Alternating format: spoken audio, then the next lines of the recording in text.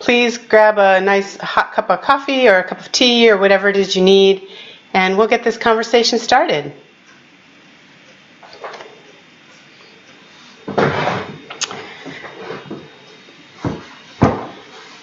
Hi, I'm happy you could be with me this morning. I've been giving a lot of thought to how to start. There's so many things we could say, but really the point of this Facebook Live coffee this morning is just to stay connected.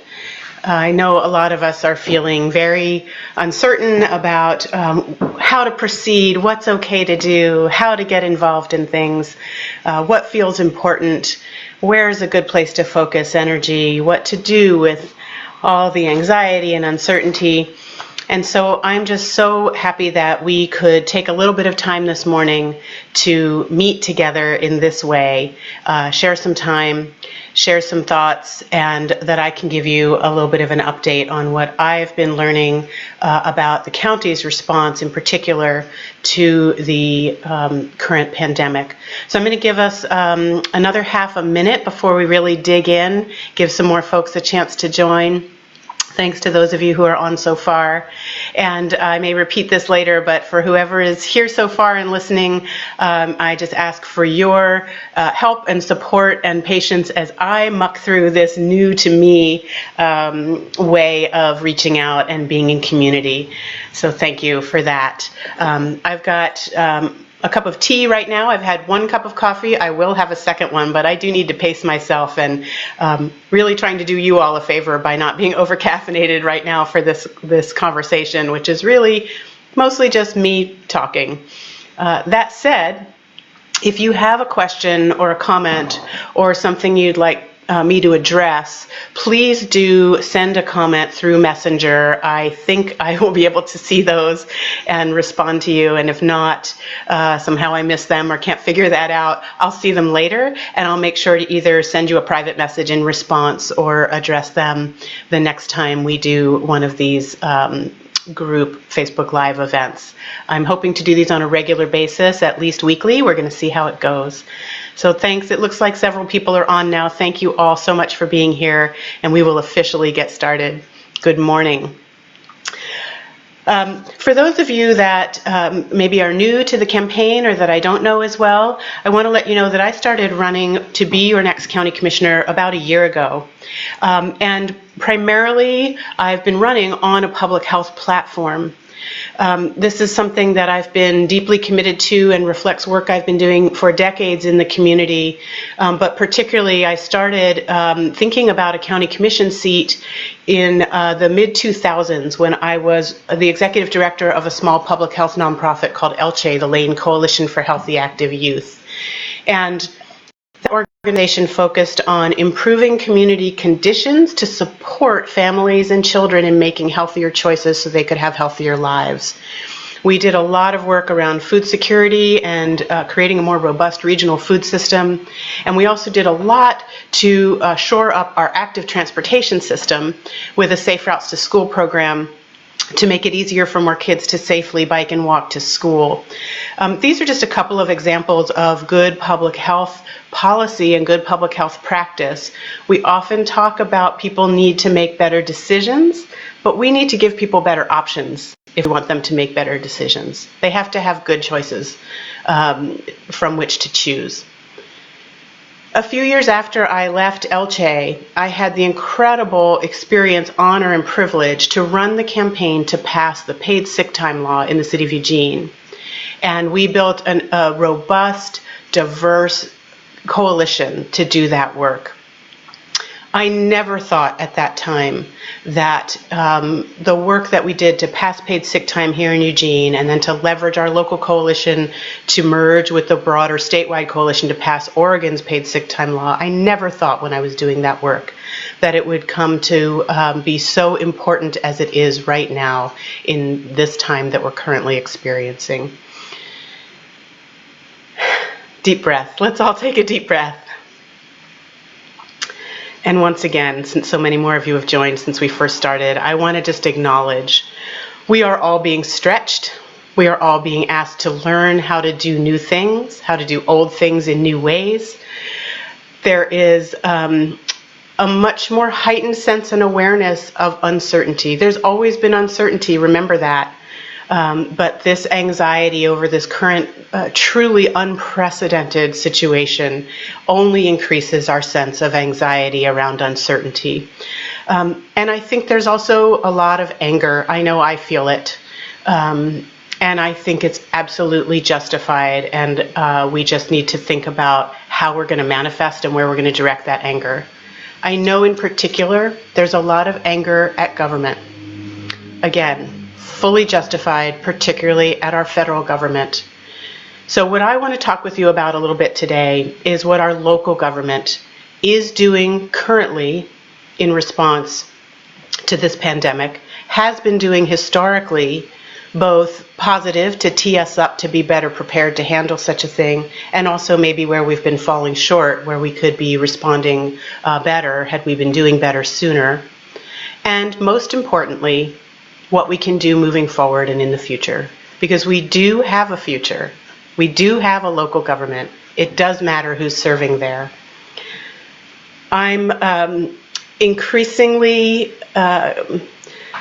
it's weird to say I'm looking forward to being a county commissioner, but what I've been thinking a lot about is, in the wake of this pandemic, who is there when it's time to put all the pieces back together matters now more than ever.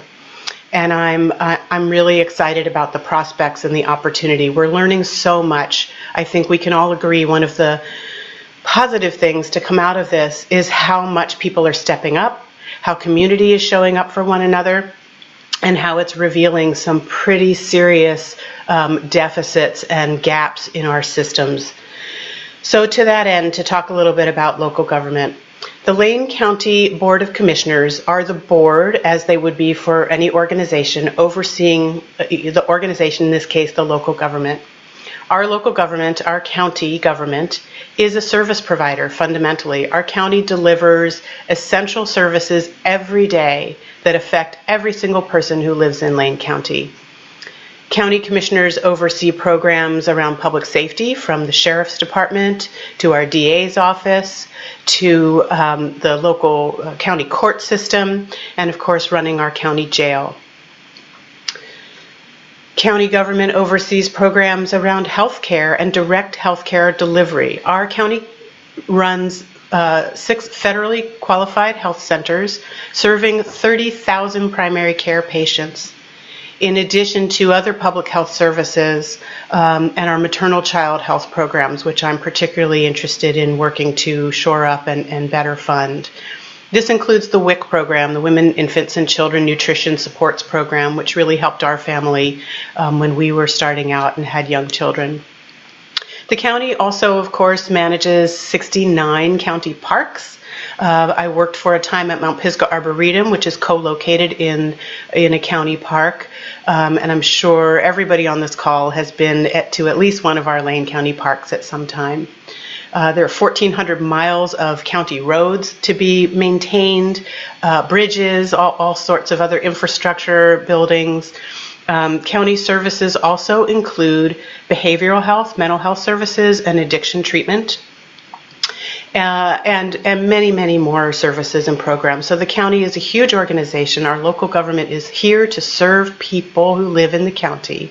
And the job of the county commissioners is to oversee that organization, to pass a budget that allocates resources to the programs and services we understand our constituents need, and to set the strategic direction for the county moving forward. So again, I can think of no more critical time in our county's history than we will be coming to on the other side of this pandemic, to see what are those strategic priorities and how we're going to find the resources to support the people who need help, which will be, of course, thousands and thousands more people than we had needing help going into this current public health crisis. So the county government currently continues to operate, and that is critically important to keep that basic backbone and structure in place with our local governments. I tuned into the county commissioner meeting webcast, and I encourage you to do the same, especially now that we all are in our homes and looking for things to do. The webcasts are an important way to see your county government in action and watch how the commissioners tackle issues, work together as a body, and how leadership staff and line staff come to give presentations and provide them the information they need to make their decisions. So I watched the webcast last week, in which our county commissioners passed the order declaring a local emergency. And that is one of the steps along the way to seeking support from the governor to declare a state of emergency for our state. And just last night, our county commissioners sent a letter to Governor Kate Brown asking that she declare a statewide emergency, which would release some resources and create better opportunities for coordination across counties to address this public health crisis and the economic crisis that will be one of many of the repercussions from this pandemic. There are certain essential county functions that have to keep going regardless of what's happening with the pandemic. One of those includes passing a budget. We are mandated, legislatively mandated, to pass a balanced budget each year, and the budget cycle for Lane County is just about to get underway. Budget committee meetings, I served on the Lane County Budget Committee for a 3-year term. Those budget committee meetings happen twice a week throughout the month of May. And so that is a really essential core function of county commissioners, is to pass the budget for the county. So that continues those services, or excuse me, that work continues to happen. The elections division, the county elections division, another important program that the county runs and fundamental to a functioning democracy. As you know, there's an election coming up, May 19th, and county election workers are preparing for that. Ballots will be mailed out at the end of April along with a voter pamphlet, and collection sites will be set up. And I know there's a lot of work and conversation going into how we will keep our elections workers safe while they handle your ballot. A little side note I will say here, when I was talking earlier about there being some sort of silver linings or benefits to this crisis. And I'm very hopeful that one of those on the national level is that we will finally move to a vote-by-mail system. As I'm sure many, if not all of you who are watching right now are aware, some states have had to postpone their primaries because it's unsafe for people to gather at polling stations. Also, typical locations for polling sites are often schools and senior centers and so on. So hopefully this pandemic, one of the things that we can do to respond nationally is to follow Oregon's lead and go to a national vote-by-mail system. That said, county elections, our local elections division, needs to keep functioning even through this current crisis so that we can hold our May 19th election. Another thing that has to keep happening, other essential services at the county, I mentioned earlier in this talk, we run health clinics and methadone treatment programs and behavioral health treatment, and those essential health services need to keep operating. So county is really paring operations down, thinking about what are essential services, what are we legally mandated to provide, cross-training staff, and figuring out ways to keep those essential services operating, functional and staffed, while also keeping our county workforce safe. The county is one of the top 10 largest employers in Lane County, with nearly approximately 2,000 people on the payroll, not 2,000 full FTE, but 2,000 people. And those people have families just like we do that they care for and who may rely on their income. So keeping our county workforce healthy is primary importance, and keeping payroll services functioning so those folks can get paid, so we have that many fewer people in financial crisis during this time. And of course, we have our county sheriff's department, and they need to continue their operations and do their critical piece of the public safety puzzle for the county, even as this pandemic is working its way through our globe and our country, our state, and here in Lane County. So again, I watched the county commission meeting where they declared a state of emergency, and also to learn more about what those essential services and functions are that will keep going. A lot of folks I've been talking to want to know why more people from the county can't be working from home. A very fair question, an important point. This is something I've been talking about over the last year when I've been campaigning, is the importance of creating a good telecommute program for county employees. As I've been talking about it, it's important for a number of reasons. One is childcare is tremendously expensive and really out of reach for far too many people, and a real barrier to work. So when we can do flexible scheduling and telecommute options, it helps ease that childcare burden on the families working for the county. We also have people working for the county with other caregiving responsibilities in addition to or aside from childcare. And anything we can do to ease those caregiving burdens and conflicts between work and caregiving, we should be doing. And I think working from home, telecommuting is one way to do that. It's also an important piece of protecting our environment, reducing vehicle miles traveled if people aren't driving to and from work. Eases parking congestion in our downtown where a lot of our public service buildings are. So there's a lot of good reasons. But another reason I've been talking about the importance of telecommuting is exactly for the situation we're in now. It's a key piece of our resiliency as a county, our ability to respond during times of disaster, whether it's natural disaster, communicable disease outbreak, or what have you. We all experienced last year with the snow and ice storm, how people were shut off from services or couldn't get to work. So it's very important that as a county, and something I'm very committed to as a county commissioner, is becoming a workforce of the future. How do we retool our county operations in a way so that everyone who works for the county whose job can practically and safely be done off-site is set up to do so. But that's not something that we can just turn on a dime. We want to make sure that county employees who are working from home are doing so on county-issued laptops and cell phones so that we can ensure good data security.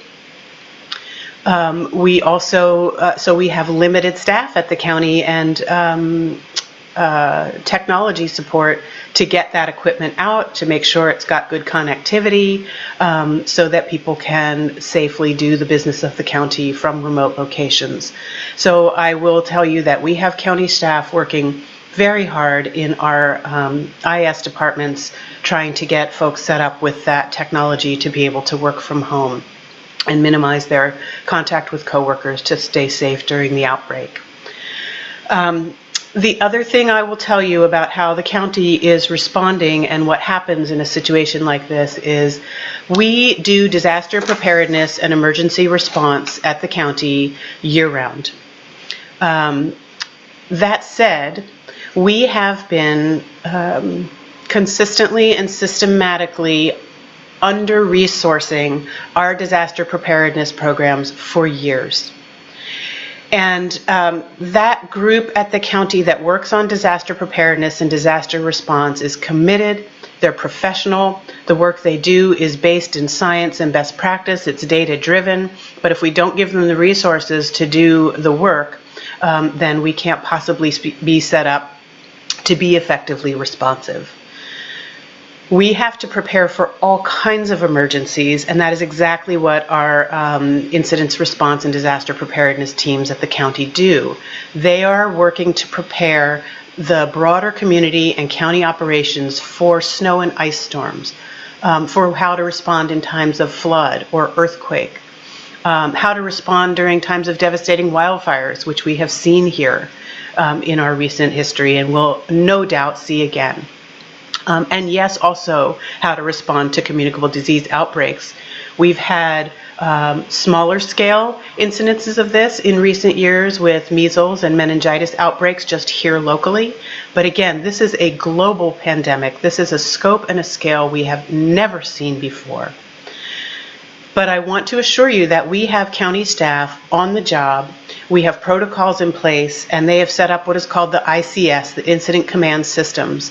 And this is where County employees are pulled off of their regular day-to-day duties if those are not part of those core essential services I talked about before, and they become part of helping to staff and manage incident command systems. It's a whole different way of operating. It has its own whole set of protocols, and there are drills and practices for all these things. So our county staff is as prepared as they can be, given that we've been under-resourcing them for so long. But I really cannot stress for you enough that we have county staff that are smart and they're dedicated, and they are doing their level best while also caring for their own families and managing their own concerns and anxiety around this scary, very serious conditions and circumstances that we find ourselves in.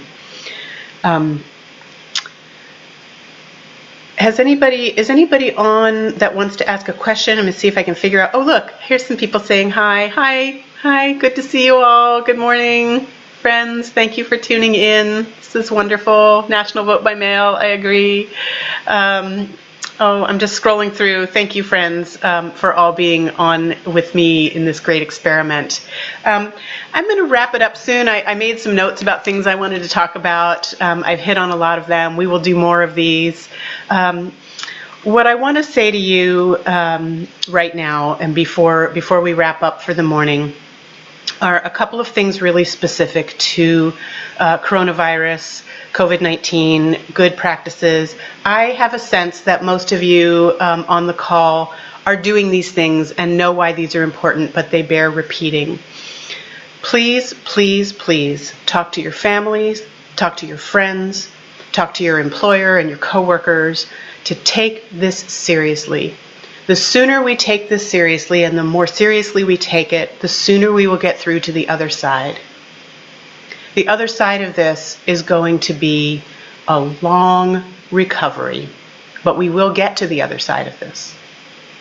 I was thinking a lot about, I mentioned earlier about the wildfires, and I had a moment a few days ago of thinking, when have I ever experienced any of these feelings I'm having right now? And I realized that was the closest I came when we had the terrible gorge fires and the Southern Oregon fires and fires up the Mackenzie, and we were feeling like we were being closed in on here. It wasn't safe to go outside, but there was a palpable, visible reason for that. There was smoke and particulate in the air, and we didn't go outside. We felt trapped in our homes. We felt threatened. We were scared. We didn't know who was going to be hurt, what things that we love and places we love were going to be destroyed, and we didn't know how long it was going to last or what the other side was going to look like. And I think we're in some really similar times, certainly emotionally right now, to what happened with those wildfires. But here's the thing. The wildfires did stop burning, and we did get to the other side. Many people lost their homes, their lives. Many of our beloved landmarks and places to visit were forever changed, if not completely destroyed. And I think we all know the other side of this pandemic is going to reflect some of those same qualities. But what we also know is people have been stepping up to reach out to their neighbors and their friends. So again, I'm asking you, please, talk to everyone you know about the importance of minimizing your contact and your time outside of your home and your own yard if you are fortunate enough to have those things. Minimize those to as close to zero as you can get them. Wash your hands. Wash your hands.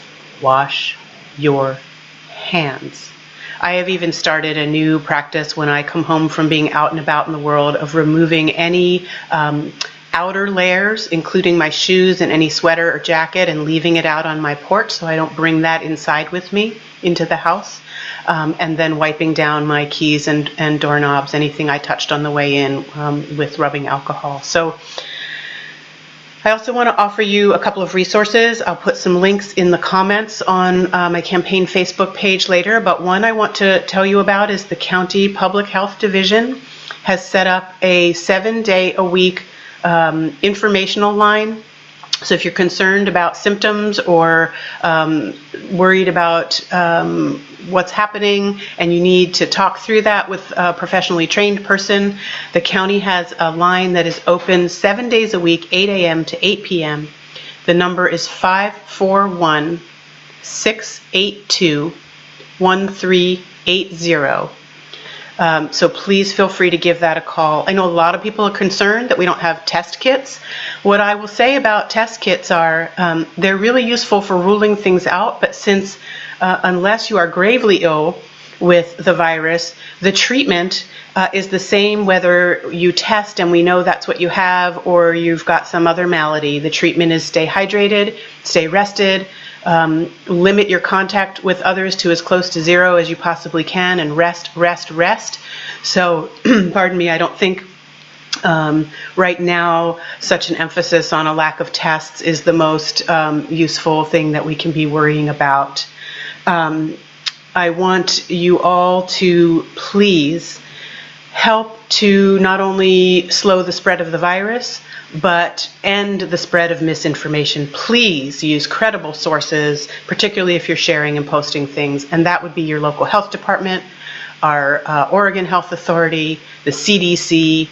Please do not be alarmist and share unvetted information about this virus. It only contributes to our anxiety, and we have enough of that without that. I think there's so much more I could say, but I'm going to leave it there for today. Thank you all so much for joining me. I will do more of this. We want to stay connected as a campaign, as humans. We are working hard with my team to figure out the best ways to use volunteers to help get the word out, because we will still have an election on May 19th. And I more than ever want to be your next county commissioner to help guide our community through the recovery and putting the pieces back together when we get to the other side of this pandemic. So I'm going to call it a morning. I'm going to encourage you to please stay safe, stay healthy, stay as positive as you can, but let yourself feel the feelings, and it's okay to have a bad moment, to have a bad day. We all do. So be gentle with yourself and each other. Take good care. Please stay in touch. And I will see you all again next time. Bye-bye.